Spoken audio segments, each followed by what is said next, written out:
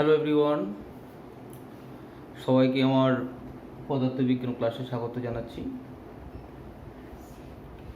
আজকে আমি বৈদ্যুতিক মোটর নিয়ে বলবো, বৈদ্যুতিক মোটর সম্পর্কে আলোচনা করব। আমাদের ক্লাস 10-এর ফিজিক্যাল সায়েন্সে প্রবাহিতরি চ্যাপ্টারে বৈদ্যুতিক মোটর বলে একটা টপিক আছে, সেই টপিকটার উপরই আমি আজকের আলোচনা করব। তো বৈদ্যুতিক মোটর নিশ্চয়ই সবাই জানো বৈদ্যুতিক মোটরে কি হয়। বৈদ্যুতিক মোটর হলো এমন একটা যন্ত্র যে যন্ত্রের মধ্য দিয়ে যদি তড়িৎ প্রবাহ পাঠানো হয় তাহলে যন্ত্রটি ঘূর্ণন সৃষ্টি করে। বৈদ্যুতিক মোটরে তড়িৎ প্রবাহ পাঠানো হলে ঘূর্ণন কিভাবে সৃষ্টি হয় সেই বিষয়টাই আজকে আমরা আলোচনা করব। এই বৈদ্যুতিক মোটরের মধ্যে একটা চৌম্বক ক্ষেত্র সৃষ্টি করা থাকে। যখন তড়িৎ প্রবাহ একটা কুণ্ডলীর মধ্য দিয়ে পাঠানো হয় তখন সেই চৌম্বক ক্ষেত্র কী করে, কুণ্ডলীটির ওপর একটি বল প্রয়োগ করে। চৌম্বক ক্ষেত্র কুণ্ডলীটির ওপর বল প্রয়োগ করার ফলেই কি হয়, ওই কুণ্ডলীটি ঘুরতে শুরু করে। এখন প্রশ্ন হচ্ছে, প্রথমেই আমাদের যেটা চিন্তা করতে হবে সেটা হলো যে চৌম্বক ক্ষেত্র তড়িৎবাহী তারের উপর বল কেন দেয়। আমরা এর আগের টপিকে পড়েছি যে একটা তড়িৎ প্রবাহী তার কাছাকাছি থাকা চুম্বক শলাকাকে বিক্ষিপ্ত করতে পারে, অর্থাৎ তড়িৎ প্রবাহ চুম্বকের উপর বল দেয়। তড়িৎ প্রবাহ যদি চুম্বকের উপর বল দেয়, আমরা জানি নিউটনের তৃতীয় সূত্র অনুযায়ী প্রত্যেক ক্রিয়ার কি থাকে না, প্রত্যেক ক্রিয়ার সমান এবং বিপরীতমুখী প্রতিক্রিয়া থাকে। তাহলে তড়িৎবাহী তার যদি চুম্বক শলাকার উপর বল প্রয়োগ করে, এর প্রতিক্রিয়া হিসাবে চুম্বকও কিন্তু তড়িৎবাহী তারের উপর বল দেবে সমান এবং বিপরীত দিকে। আর এই চুম্বক তড়িৎবাহী তারের উপর বল দেওয়াটাকে কাজে লাগেই আমরা বৈদ্যুতিক মোটর তৈরি করি। সবাই জানো তোমরা যে বৈদ্যুতিক মোটর আমাদের বিভিন্ন যন্ত্রে কাজে লাগে। আমরা তাহলে আজকে টপিক শুরু করছি, তড়িৎবাহী তারের উপর চুম্বকের ক্রিয়া।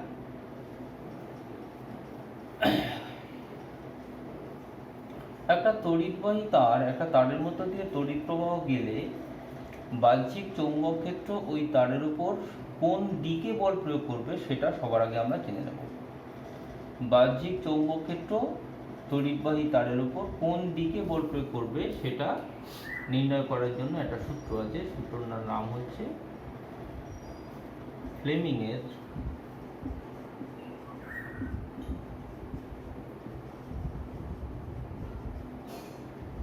বামহস্ত নিয়ম। ফ্লেমিংয়ের বামহস্ত নিয়ম প্রয়োগ করার পদ্ধতিটা হলো, বাম হাতের প্রথম তিনটি আঙুল তর্জনী, মধ্যমা এবং বৃদ্ধাঙ্গুষ্ঠ, এই তিনটি আঙুলকে পরস্পরের সাথে সমকোণে রেখে প্রসারিত করতে হবে। এই অবস্থায় তর্জনী যদি চৌম্বক ক্ষেত্রের দিক নির্দেশ করে এবং মধ্যমা যদি তড়িৎ প্রবাহের দিক নির্দেশ করে, তাহলে বৃদ্ধাঙ্গুষ্ঠ যে বরাবর থাকবে সেই দিকে তড়িৎবাহী তারের ওপর বল কাজ করবে। এই হলো ফ্লেমিংয়ের বামহস্ত নিয়ম। তাহলে ফ্লেমিংয়ের বামহস্ত নিয়ম থেকে কি জানা যায়? ফ্লেমিংয়ের বামহস্ত নিয়ম থেকে আমরা জানতে পারি বাহ্যিক চৌম্বক ক্ষেত্র একটা তড়িৎবাহী তারের ওপর কোন দিকে বল দেবে। চৌম্বক ক্ষেত্র যদি এই দিকে ক্রিয়া করে, তড়িৎ প্রবাহ যদি এই দিকে যায়, তাহলে ওই তড়িৎবাহী তারের ওপর ক্রিয়াশীল বলের দিক হবে এই বৃদ্ধাঙ্গুষ্ঠ বরাবর। এই হলো ফ্লেমিংয়ের বামহস্ত নিয়ম। ফ্লেমিংয়ের বামহস্ত নিয়ম প্রয়োগ করে আমরা প্রথমেই একটা সরল মোটরের কার্যনীতি দেখাবো। সরল মোটর মানে হলো বার্লো চক্র।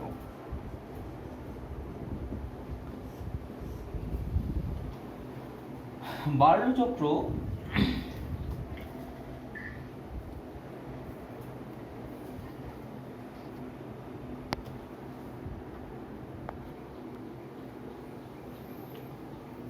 বার্লো চক্রে একটা কাঠের পাটাতনকে এরকম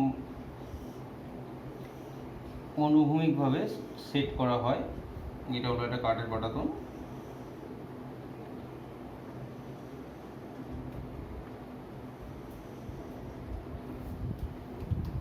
এই কাঠের পাটাতনের উপর এক পাশে একটা স্ট্যান্ড লাগানো হয়।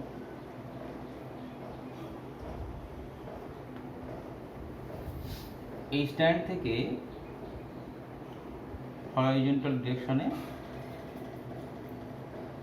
একটা অংশ চলে যায়, যে অংশটার এইখানটায় একটা অ্যাক্সিস লাগানো থাকে এবং এইখান থেকে যে অ্যাক্সিসটা আছে সেই অ্যাক্সিসের গায়ে একটা চক্র লাগানো থাকে।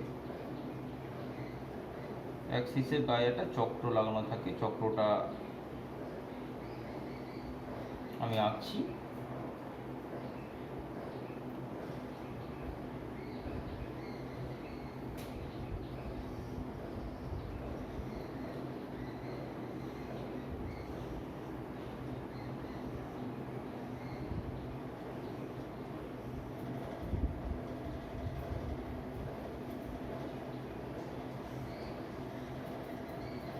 এইরকম একটা চক্র লাগানো থাকে। এই যে চক্রটা রয়েছে, এই চক্রের সব থেকে নিচের যে কাঁটাটা বা নিচের যে দাঁতটা, এটা এই কাঠের পাটাতনের গায়ে আটকে যায়। যাতে এই কাঁটাটা কাঠের পাটাতনের গায়ে আটকে না যায়, তার জন্য কি করা হয়, এই জায়গাটা একটু গর্ত করে দেওয়া হয়। এই জায়গাটায় একটু গর্ত যদি করে দেওয়া হয়, তাহলে কাঠের পাটাতনে এই দাঁতটা আর আটকে যাবে না। এই গর্তের মধ্যে আমরা কিছুটা পারদ রেখে দেব। এই গর্তের মধ্যে আমরা কিছুটা মার্কারি রেখে দেব। এরপরে আমরা এইখানে রাখবো একটা অশ্বক্ষুরাকৃতি চুম্বক। এইরকম ভাবে একটা অশ্বক্ষুরাকৃতি চুম্বক রাখবো। এই দিকে ধরা যাক নর্থ পোল, এই দিকে হচ্ছে সাউথ পোল। তাহলে এই নর্থ পোল থেকে সাউথ পোলের দিকে একটা চৌম্বক ক্ষেত্র ক্রিয়া করবে। এখন একটা ব্যাটারিকে আমরা এইখানটায় এই পাটাতনের গায়ে সেট করব।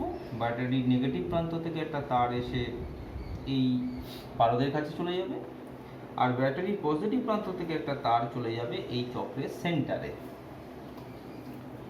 যদি আমরা এই চক্রটা একটা পরিবাহী পদার্থ দিয়ে তৈরি করি, তামা দিয়ে তৈরি করি বা অ্যালুমিনিয়াম দিয়ে তৈরি করি, তাহলে কি হবে, এই ব্যাটারির পজিটিভ প্রান্ত থেকে কারেন্ট যাবে, গিয়ে চক্রের সেন্টারে পৌঁছাবে। সেখান থেকে কারেন্টটা কিন্তু এই রাস্তা দিয়ে পারদ হয়ে ব্যাটারির নেগেটিভ প্রান্তে ফিরে যাওয়ার সুযোগ পাবে। অর্থাৎ কারেন্টটা একটা বদ্ধ পথ পেয়ে উপর থেকে নিচের দিকে, চক্রের মধ্য দিয়ে উপর থেকে নিচের দিকে গতিশীল হলো। এর ফলে কি হবে, এই যে তড়িৎবাহী অংশটা, চক্রের এইটুকু অংশ হচ্ছে তড়িৎবাহী অংশ, এই তড়িৎবাহী অংশটির উপর এই অশ্বপ্রাকৃতিক চৌম্বকের যে চৌম্বক ক্ষেত্র, সেইটা একটা বল প্রয়োগ করবে। এক্ষেত্রে তড়িৎবাহী তারের মধ্য দিয়ে কারেন্ট যাচ্ছে উপর থেকে নিচের দিকে, তাহলে মধ্যমাটাকে আমরা উপর থেকে নিচের দিকে রাখছি। আর নর্থ পোল থেকে সাউথ পোলের দিকে কাজ করে চৌম্বক ক্ষেত্র, তাহলে আমরা তর্জনীটাকে রাখছি এই দিকে।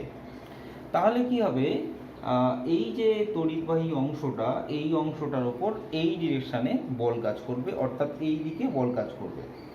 তাহলে এই তড়িৎবাহী অংশটার মধ্য দিয়ে উপর থেকে নিচের দিকে কারেন্ট যাচ্ছে। উপর থেকে নিচের দিকে কারেন্ট যাওয়ার জন্য ফ্লেমিংয়ের বামস্ত নিয়ম অনুযায়ী এই তড়িৎবাহী অংশটার উপর এই দিকে বল কাজ করছে। যে এই তড়িৎবাহী অংশটার উপর এই ডিরেকশনে বল কাজ করবে, সঙ্গে সঙ্গে এই অংশটি গতিশীল হবে এবং এই চাকাটা এই ডিরেকশনে ঘুরবে, অর্থাৎ ক্লকওয়াইজ ডিরেকশনে ঘুরবে। এক্ষেত্রে ক্লকওয়াইজ ডিরেকশনে ঘুরলে কি হবে, এই কাঁটাটা এখান থেকে এই অবস্থানে চলে গেছে বলে ধরছি। এই কাঁটাটা যদি এখান থেকে এইরকম একটা জায়গায় চলে যায়, তাহলে এখন কিন্তু এই তড়িৎবাহী অংশটি ব্যাটারির নেগেটিভ প্রান্তের সাথে আর কানেক্টেড থাকলো না।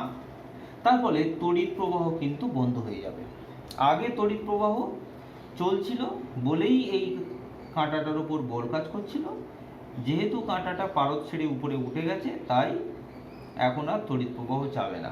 কিন্তু জাড্য ধর্মের জন্য এই ঘূর্ণনশীল বস্তু তার ঘূর্ণনটাকে আরও কিছুক্ষণ বজায় রাখার চেষ্টা করবে, তার ফলে এই কাঁটাটা আরও কিছুটা ঘুরে এইখানে চলে গেলে এই কাঁটাটা কিন্তু নেমে এই জায়গায় চলে আসবে।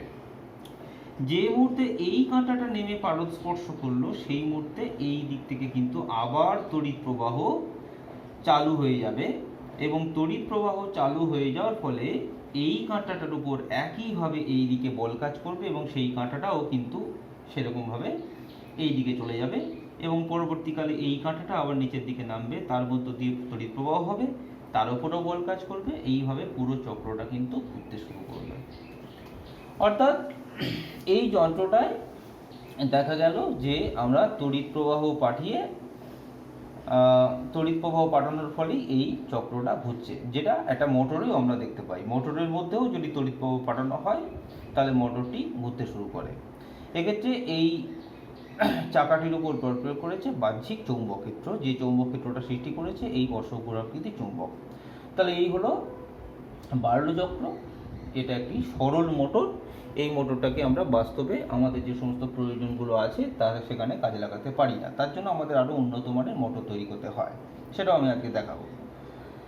এখন এই বার্লো চক্রে যদি বেশ কিছু পরিবর্তন ঘটানো হয়, কী কী পরিবর্তন ঘটানো যেতে পারে না, এই যে ব্যাটারিটা রয়েছে এর যদি পজিটিভ প্রান্ত আর নেগেটিভ প্রান্ত উল্টে দেওয়া হয়, অর্থাৎ এই জায়গাটায় চলে এলো পজিটিভ প্রান্ত আর এই জায়গাটায় যদি চলে আসে নেগেটিভ প্রান্ত, তাহলে তড়িৎ প্রবাহের দিক পাল্টে যাবে। তড়িৎ প্রবাহ উপর থেকে নিচের দিকে নামছিল, এখন তড়িৎ প্রবাহ নিচ থেকে উপর দিকে যাবে। তড়িৎ প্রবাহ আগে নিচের দিকে যাচ্ছিল বলে আমি বাম হাতের মধ্যমাটা এই নিচের দিকে রেখেছিলাম। যদি তড়িৎ প্রবাহ উপর দিকে যায় তাহলে মধ্যমাটা কিন্তু এরকমভাবে উল্টে যাবে, এবং যেই মধ্যমাটা উপরের দিকে উঠে গেল সঙ্গে সঙ্গে কিন্তু বুড়ো আঙুলটা আগে এই ডিরেকশনে কাজ করছিল, এখন বুড়ো আঙুলটা কাজ করছে এই ডিরেকশনে। তার ফলে এই চাকাটা আগে ক্লকওয়াইজ ডিরেকশনে ঘুরছিল, এখন কিন্তু অ্যান্টি ক্লকওয়াইজ ডিরেকশনে ঘুরবে। তাহলে দেখা যাচ্ছে তড়িৎ প্রবাহের দিক যদি পাল্টানো হয় তাহলে এই বার্লো চক্রের ঘূর্ণনের দিক বিপরীত হয়ে যায়। আবার যদি এই চৌম্বকটা নর্থের জায়গায় সাউথ পোল দিয়ে দিই, আমরা সাউথ পোলের জায়গায় নর্থ পোল দিয়ে দিই, তাহলে চৌম্বক ক্ষেত্রের দিক পাল্টে যাবে। আগে চৌম্বক ক্ষেত্র নর্থ থেকে সাউথের দিকে কাজ করছিল, মানে চৌম্বক ক্ষেত্র কাজ করছিল এই ডিরেকশনে, এই দিকে চৌম্বক ক্ষেত্র কাজ করছিল। কিন্তু যদি নর্থ পোলের জায়গায় সাউথ পোল দিয়ে দেওয়া হয় তাহলে কিন্তু চৌম্বক ক্ষেত্রটা এদিক থেকে ওদিকে কাজ করবে, তার ফলে আমাকে হাতটাকে রাখতে হবে এইরকমভাবে। এবং এখানেও কিন্তু দেখা যাচ্ছে যে হাতটাকে আমরা এইরকমভাবে ঘোরানোর জন্য কাঁটার উপর বলটা আগে যেদিকে কাজ করছিল, আগে এইদিকে কাজ করছিল, এখন কিন্তু বলটা কাজ করছে এইদিকে। অর্থাৎ আমরা যদি চৌম্বকটাকেও ঘুরিয়ে দিই তাহলেও বার্লো চক্রের ঘূর্ণনের ডিরেকশন উল্টে যাবে। আবার আমরা যদি তড়িৎ প্রবাহের দিক এবং চৌম্বক শলাকার চৌম্বক অশুক্রাকৃতি চৌম্বকের মেরুদয় দুটোই যদি একসাথে উল্টে দিই তাহলে চৌম্বকটাও উল্টে দেওয়া হলো, আবার এই ব্যাটারির প্রান্ত দুটোও যদি উল্টে দেওয়া হয় তাহলে কিন্তু দুবার উল্টে যাওয়ার জন্য এই বার্লো চক্রটি আগে যে ডিরেকশনে ঘুরছিল এখনও সেই ডিরেকশনে ঘুরবে। এই ঘূর্ণনের স্পিড বাড়ানোর জন্য আমরা কি করব না, এই ঘূর্ণনের স্পিড বাড়ানোর জন্য এই ব্যাটারিটা শক্তি বাড়াতে হবে যাতে তড়িৎ প্রবাহ মাত্রাটা বাড়ে। আরও একটা ভাবে ঘূর্ণনটা বাড়ানো যায়, সেটা হচ্ছে যে এই যে চৌম্বকটা আমরা ব্যবহার করছি এই চৌম্বকটার শক্তি যদি বাড়ানো হয় তাহলেও কিন্তু বার্লো চক্রটির ঘূর্ণনের স্পিডটা বাড়বে। তাহলে এই হলো বার্লো চক্র। আমরা নেক্সট টপিকে যাব।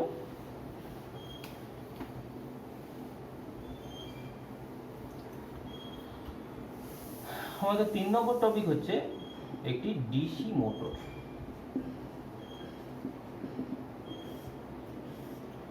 আমি প্রথমে মোটরটার ছবি, মোটরের বিভিন্ন অংশের ছবিগুলো বোর্ডে আঁকছি, তারপর আমি সেটাকে একটা মডেলের সাহায্যেও দেখাবো। একটা ডিসি মোটর তৈরি করতে গেলে একটা চৌম্বক ক্ষেত্র তৈরি করতে হবে, যার জন্য দুটো শক্তিশালী চুম্বক লাগবে। এইটা হলো একটা চুম্বক, দণ্ড চুম্বক, যে চুম্বকের এইদিকে ধরা যাক নর্থ পোল আছে, চুম্বকটা অর্থাৎ এইরকমভাবে আছে। আর একটা চুম্বক এইদিকে আছে, এই চুম্বকটারও শক্তিশালী চুম্বক, এবং এই চুম্বকটার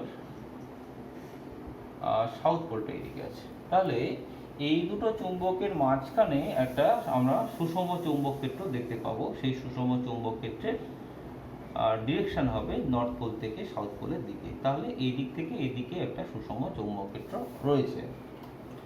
এই সুষম চৌম্বক ক্ষেত্রের মাঝখানে আমরা একটা আয়তকার তারের কুণ্ডলী রাখবো। একটা আয়তকার তারের কুণ্ডলী তৈরি করা হবে কি করে না, ধরা যাক এইরকম একটা ফ্রেম না হলো, যে ফ্রেমটার গায়ে অসংখ্য তারের পাক জড়িয়ে আমরা আয়তকার তারের কুণ্ডলী তৈরি করতে পারি। এই তারের কুণ্ডলীর গায়ে এইরকম একটা অ্যাক্সিসও যুক্ত করে রাখতে হবে। আমি কুণ্ডলীটাকে আঁকছি বোর্ডে। তাহলে এর মধ্যে একটা আয়তকার তারের কুণ্ডলী আছে। কুণ্ডলীটা ধরা যাক এইরকম দেখতে।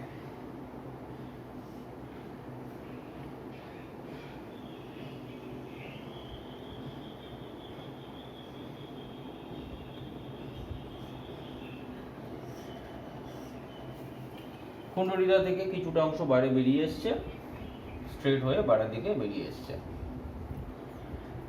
এখন এইটা তাহলে একটা আয়তকার কুণ্ডলী, যে কুণ্ডলীটা একটা সুষম চৌম্বক ক্ষেত্রের মধ্যে রয়েছে। এই কুণ্ডলীটার বিভিন্ন অংশগুলোর নাম দিচ্ছি। ধরা যাক এইটা এ বিন্দু, এই পয়েন্টটা এ, এই পয়েন্টটা হচ্ছে বি, এটা সি, এটা হচ্ছে ডি। এইখান থেকে তারটা একটু বেঁকে আছে, এইরকম ভাবে বেঁকে গেছে। এই জায়গাটায় দুটো অর্ধবৃত্তাকার পাত থাকে। এই জায়গাটা দুটো অর্ধবৃত্তাকার পাত রাখা হয়। এইটা হলো একটা অর্ধবৃত্তাকার পাত, তার সঙ্গে এইটা হচ্ছে একটা অর্ধবৃত্তাকার পাত। এই অর্ধবৃত্তাকার পাত দুটো এমন যেন এই অংশটা এই অর্ধবৃত্তকে জাস্ট টাচ করে রাখে, আর এই এ থেকে যে তারটা এসছে সেই তারটাও যেন অর্ধবৃত্তটার মধ্যে গিয়ে এখানে টাচ করে থাকে। এবার যদি আমরা এই আয়তকার কুণ্ডলীটাকে ঘোরানোর ব্যবস্থা করি, আয়তকার কুণ্ডলীটা যদি ঘোরে কারো সাহায্যে, বাহ্যিক চৌম্বক ক্ষেত্রের সাহায্যে যদি আয়তকার কুণ্ডলীটা ঘোরে, তাহলে কি হবে, এই যে অংশটা একে টাচ করে আছে, এ কিন্তু একে টাচ করতে করতে এই দিকে যাবে বা একে টাচ করতে করতে এই দিকে আসবে। একই রকম ভাবে এ থেকে যে অংশটা এইখানে গিয়ে টাচ করেছে, সেও কিন্তু যদি এই দিকে ঘোরে তাহলে একে টাচ করতে করতে এইভাবে এদিকে যাবে বা একে টাচ করতে করতে এইভাবে এদিকে আসবে। ব্যাপারটা ছবির মধ্যে যতটা না বোঝা যাচ্ছে, আমি একটা মডেল দেখাচ্ছি। এইটা হচ্ছে ধরো আয়তকার কুণ্ডলীটা। এই আয়তকার কুণ্ডলীটাকে আমরা রেখেছি কোথায় না, এই আয়তকার কুণ্ডলীটাকে একটা সুষম চৌম্বক ক্ষেত্রের মধ্যে রেখেছি। ধরা যাক এই দিকে একটা শক্তিশালী চুম্বকের নর্থ পোল রাখা আছে, আর এই দিকে একটা শক্তিশালী চুম্বকের সাউথ পোল রাখা আছে। তাহলে নর্থ পোল থেকে সাউথ পোলের দিকে চুম্বকের বলরেখাগুলো সব পাস করবে, অর্থাৎ চৌম্বক ক্ষেত্র এদিক থেকে এদিকে ক্রিয়া করছে। তাহলে সেই চৌম্বক ক্ষেত্রের মধ্যেই রয়েছে এই আয়তকার তারের কুণ্ডলীটা। এই আয়তকার তারের কুণ্ডলীটার এই অংশটা এমনভাবে তৈরি করা হয়েছে যে এই অংশটা এইরকম একটা বৃত্তাকার অংশ নিতে হবে, যে বৃত্তাকার অংশটার গায়ে এইরকমভাবে ঘুরতে পারবে। বৃত্তাকার অংশটার গায়ে এরকমভাবে ঘুরতে পারবে। অর্থাৎ এটি যখন ঘুরবে তখন কিন্তু সবসময়ই দেখা যাবে যে উপরের অংশটাও একটা জায়গায় টাচ করে আছে, আয়তকার কুণ্ডলীর নিচের অংশটাও নিচে টাচ করে আছে। প্রকৃতপক্ষে আমরা একটা সিঙ্গেল বৃত্ত না নিয়ে আমরা দুটো অর্ধবৃত্তের সাহায্যে একটা বৃত্ত তৈরি করি। অর্থাৎ এখান থেকে এই পর্যন্ত অংশ একটা অর্ধবৃত্ত, আর তার থেকে কিছুটা ফাঁক দিয়ে এখান থেকে এই পর্যন্ত একটা অর্ধবৃত্ত, সেটাও দেখাচ্ছি। ধরা যাক এইরকম দুটো অংশ আছে, এইরকম একটা পাত আর এইরকম একটা পাত, এইরকম দুটো পাত মিলে একটা বৃত্ত তৈরি করবে। এবং আয়তকার তারের কুণ্ডলীটা কি করবে, যেটা এ থেকে এসছে সেটা প্রথমে এর মাঝখানে গিয়ে টাচ করেছিল, যখন ঘূর্ণন শুরু হবে তখন এর গায়ে টাচ করতে করতে এই দিক দিয়ে বেরিয়ে আসবে। আর আরেকটা যে অংশ সেটা কি করেছিল, এই যে অর্ধবৃত্তাকার অংশ এর মাঝখানে গিয়ে টাচ করেছিল, কিন্তু যখন ঘূর্ণন শুরু হবে তখন এর গায়ে দিয়ে টাচ করতে করতে এই দিক দিয়ে বেরিয়ে যাবে। যেহেতু দুটো অর্ধবৃত্তের মাঝখানে একটু ফাঁকা আছে, তাই এ থেকে আসা অংশ এবং বি থেকে আসা অংশ মাঝে মাঝে কিন্তু কোনো অর্ধবৃত্তকেই টাচ করে থাকবে না। আশা করি বোঝা গেছে। এবার এই অর্ধবৃত্ত থেকে একটা কানেকশান এবং এই অর্ধবৃত্ত থেকে একটা কানেকশান নিতে হবে। এই দুটো কানেকশানের মাঝখানে একটা ব্যাটারি আমরা যুক্ত করে দেবো। এর সাথে একটা ব্যাটারি, এর সাথে একটা ব্যাটারি যুক্ত করে দেবো। এই ব্যাটারিটার মধ্য দিয়ে যেই তড়িৎ প্রবাহ আমরা পাঠাতে শুরু করব, ধরা যাক এখানে একটা সুইচ লাগানো আছে, সুইচটা যেই আমরা অন করব সঙ্গে সঙ্গে ব্যাটারির মধ্য দিয়ে তড়িৎ প্রবাহ যেতে শুরু করবে। এই পথ দিয়ে কারেন্টটা যাবে, এই পথ দিয়ে কারেন্ট আসবে, অর্ধবৃত্তে এলো। ধরা যাক এইটা হচ্ছে অর্ধবৃত্তের প্রথম অংশ D1 আর এইটা হচ্ছে দ্বিতীয় অংশ D2। তাহলে পজিটিভ প্রান্ত থেকে কারেন্টটা প্রথমে D1 এসছে, D1 থেকে এই পথ দিয়ে কারেন্টটা যেতে গিয়ে এইখান থেকে এ বাহুতে এসছে, এ বাহুর মধ্য দিয়ে তাহলে কারেন্টটা এ থেকে বির দিকে যাবে, তারপর বি থেকে সি, সি থেকে ডি, ডি থেকে এই D2 অর্ধবৃত্তে চলে আসবে, D2 অর্ধবৃত্তের গা থেকে সোজা ব্যাটারির নেগেটিভ প্রান্তে আসার ফলে আমরা একটা বদ্ধ পথ পেয়ে যাচ্ছি তড়িৎ প্রবাহের জন্য। এখন এইরকমভাবে যেই তড়িৎ প্রবাহ পাঠানো হবে সঙ্গে সঙ্গে কি হবে, আমরা জানি চৌম্বক ক্ষেত্র তড়িৎবাহী তার এবির ওপর একটা বল প্রয়োগ করে। চৌম্বক ক্ষেত্র তড়িৎবাহী তার এবির ওপর তাহলে কোন দিকে বল প্রয়োগ করবে?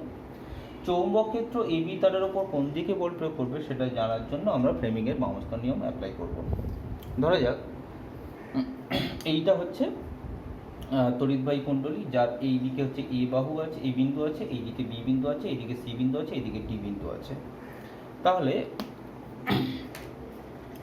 এ থেকে বির দিকে তড়িৎ প্রবাহ চলছে, চৌম্বক ক্ষেত্র তো এদিক থেকে এদিকে আছে।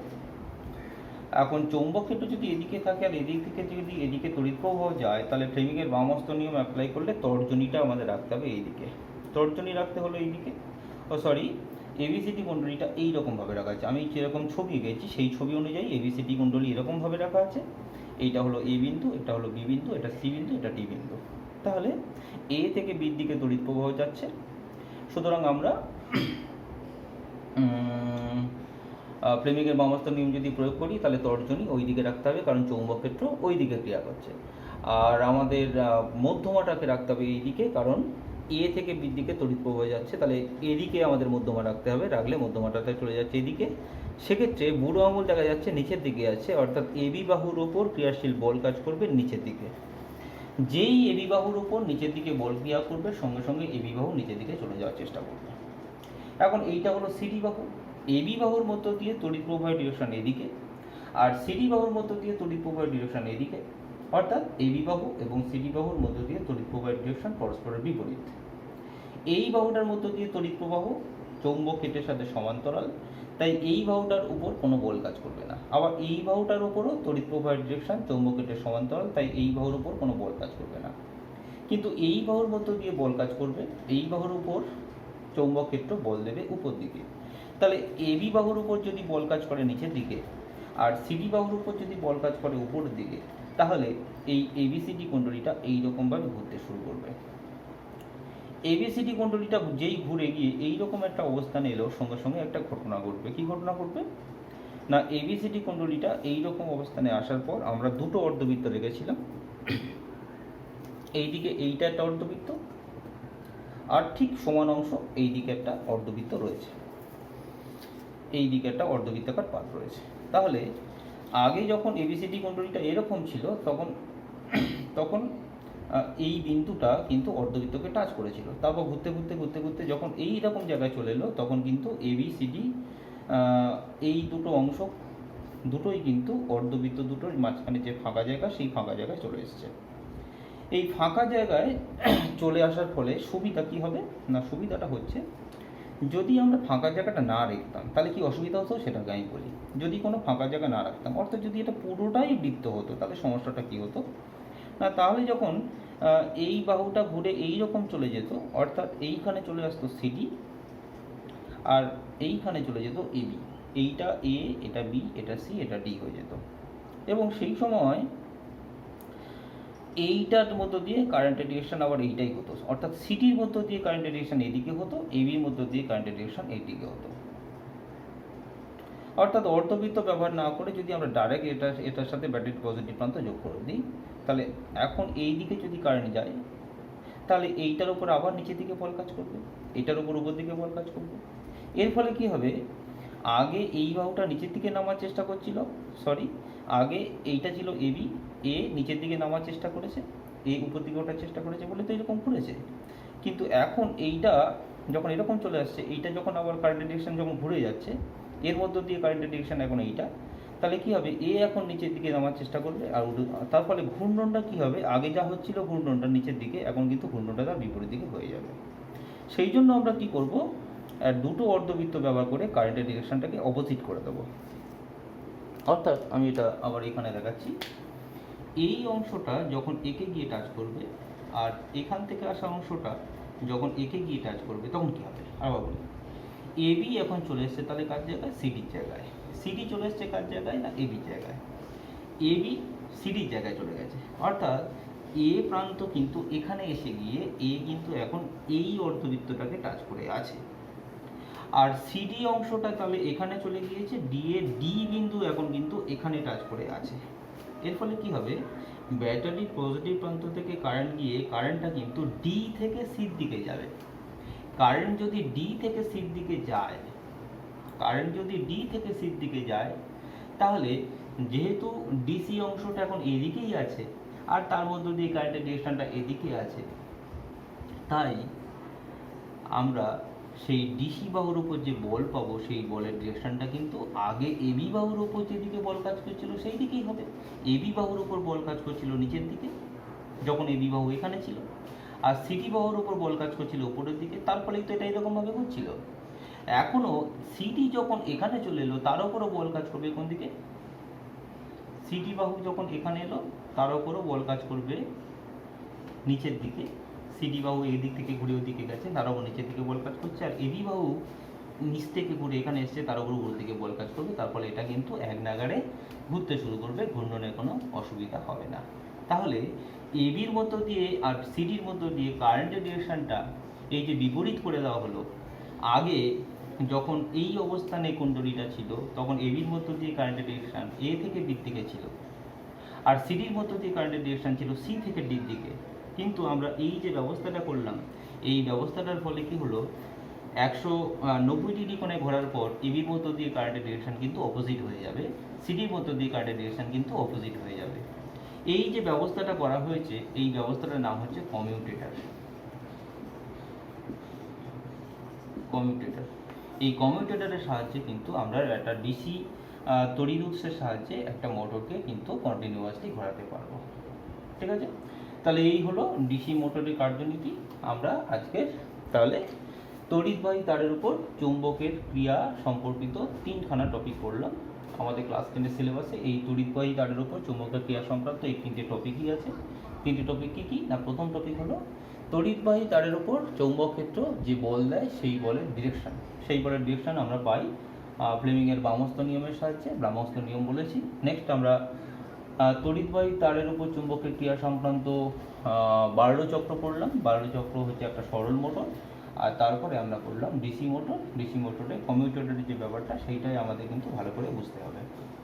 আশা করছি সবার টপিকটা ভালো লেগেছে। যদি কোনো অসুবিধা হয় তাহলে তোমরা ইউটিউবে কমেন্ট দিতে পারো।